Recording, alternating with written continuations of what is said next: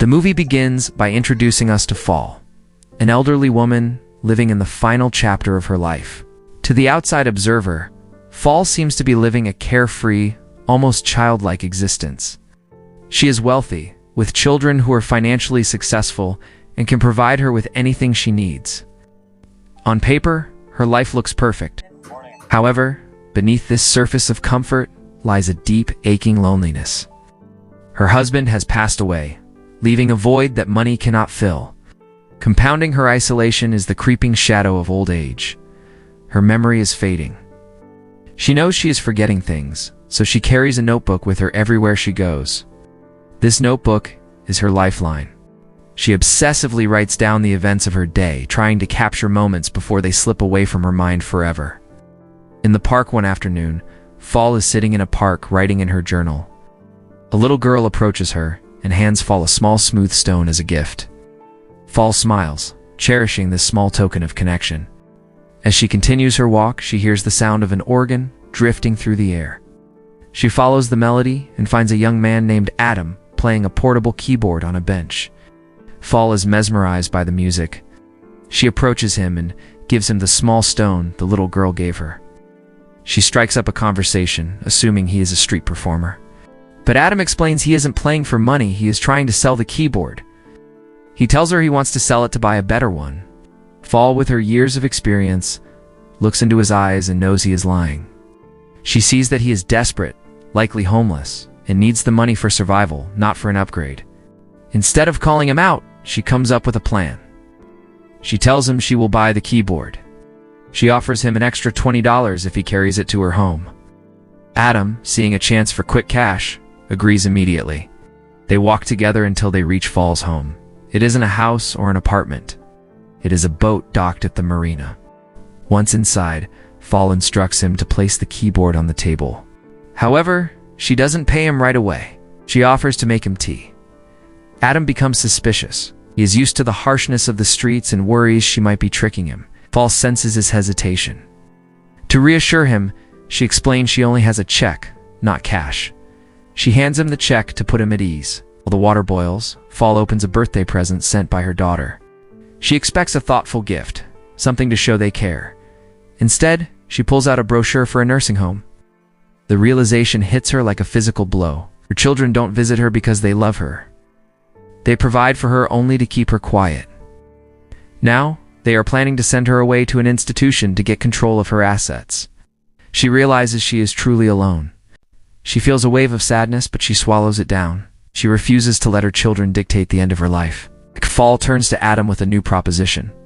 She asks him to stay and teach her how to play the organ. Adam is hesitant. He has nowhere to go, no food, and creditors chasing him for debt.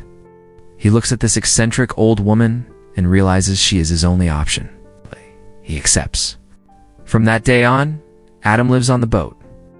He begins to teach Fall the keys, and in return, she gives him a home. Fall, missing her husband and estranged from her children, starts to treat Adam like the son she wishes she had. She is kind, patient, and generous. One morning, Adam wakes up and looks out the window. He freezes in panic. The view has changed. They are no longer at the dock. They are in the middle of the open sea. Fall has set sail while he was asleep. Terrified, Adam thinks he has been kidnapped. He yells at Fall, demanding she turn the boat around and take him back to the harbor. But Fall ignores his anger. She calmly continues her day, unbothered by his outburst. She has her own mission, and she isn't turning back yet. Realizing he is stuck, Adam tries to maintain contact with the outside world. He calls his girlfriend, Hannah. He can't explain the bizarre situation, so he simply says, "I'll try to talk to you again soon," and hangs up. He spends the day sulking, confused by the old woman's actions. That evening, Fall finally explains herself. She tells Adam, "My dream is to set sail and fly away." She wants to live her final days with freedom. On the water, rather than rotting away in a nursing home. Under the stars, the tension between them melts away. Adam opens up to Fall about his own life. He confesses that he used to sell drugs and that his life has felt meaningless and empty. He feels like a failure. Fall listens without judgment. She understands the pain of feeling lost. The next morning, the dynamic has shifted. Adam wakes up and makes breakfast for Fall. They are no longer captor and hostage. They are companions. He continues the piano lessons and, inspired by Fall's spirit, Adam begins to write his own songs again. Days turn into weeks. Deep bond forms between the two outcasts. Adam fixes the boat, finding purpose in the manual labor. When they dock near the coast, they walk through the town together, enjoying the simple freedom. They stand on the beach and watch the seals, talking about the animals and life. At night, they sit on the deck and stargaze. Fall shares her wisdom, and Adam shares his youth. They fill the voids in each other's lives.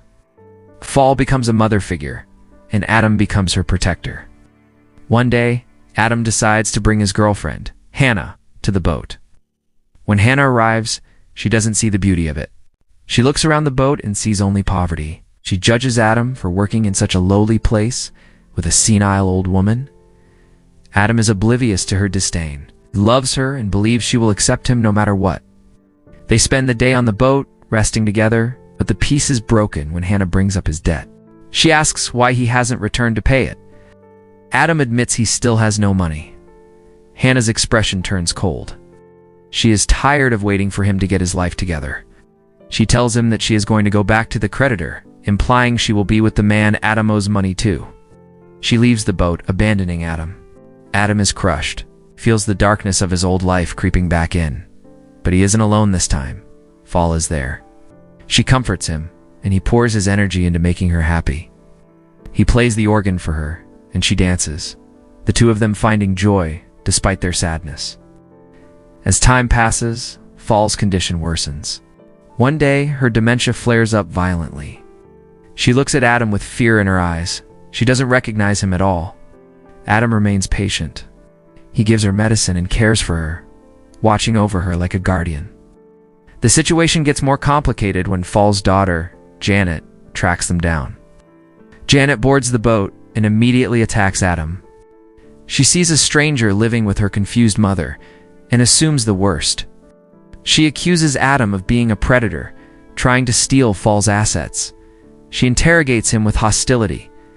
But Fall, in a moment of lucidity, steps in. She defends Adam fiercely. She forbids Janet from kicking him out. Janet leaves, angry and suspicious, but Adam is safe for now. Just as Adam begins to feel safe, his past destroys his peace. His creditor calls him with a terrifying ultimatum. He has captured Hannah. He tells Adam that if he wants to see Hannah released, he must pay all his debts within a strict deadline. Adam is cornered. He feels his life losing meaning again, spends a sleepless night agonizing over what to do. In the morning, he makes a heartbreaking decision. He knows he has to lie to the one person who trusts him. He tells Fall a lie about needing money for something else. Fall, trusting him implicitly, writes him a check. Adam rushes to the bank, cashes the large sum, and pays off the creditor to save Hannah. The large withdrawal triggers an alert at the bank. Fall's children, Janet and her brother, rush to the boat immediately. They confront Adam, demanding the money back. Adam has nothing left. He gave it all to the creditor. He stands there, humiliated. But then, Fall does something incredible. She lies to her children. She tells them that she gave Adam the money willingly to pay for his music recording. She covers for him, protecting him from the police and her children's wrath. But her children don't care about her generosity. They are furious about the lost inheritance. They physically kick Adam off the boat, banning him from seeing her again. Adam looks at Fall one last time, whispering an apology. He returns to the streets, homeless once more. Adam tries to survive working odd jobs, but he visits the harbor every day, looking for the boat. But one day the boat is gone. He tries to rebuild his life. He eventually runs into Hannah again, but it is a final goodbye. She has moved on, returning to her own life, leaving Adam behind for good. Adam realizes the only person who truly loved him was Fall. He goes back to the dock where the boat used to be. Fall is gone, but he finds her notebook left behind. He knows that the notebook contains her memories. He realizes her children must have put her in the nursing home. Adam breaks into the nursing home, searching room by room to see her. He finally finds her. Fall is sitting by a window, staring blankly at the glass. She looks hopeless and depressed. Adam rushes to her, explaining who he is, trying to spark a memory. But Fall doesn't respond. The dementia has taken over. She has forgotten him. Adam refuses to give up. He opens her notebook and begins to read to her. He talks about their time on the boat, the music and the stars. Slowly, the fog lifts. Fall's eyes light up. She remembers. They both cry, holding each other reunited. Adam reaches into his pocket and pulls out the smooth stone, the very first thing she gave him. He places it in her hand. He knows she cannot stay here. He decides to fulfill her final wish. He breaks her out of the nursing home and takes her back to the boat. He prepares the vessel for one last journey, remembers her dream, to set sail and fly away. Adam sets the boat on a course for the open ocean, does not go with her. He sits and watches from the lifeboat. She is finally free. She is sailing into the vastness of the sea, ready to meet her husband in heaven, finally at peace. The movie ends with Adam standing on the lifeboat, watching the boat slip away into the horizon, knowing he gave her the greatest gift of all, her freedom.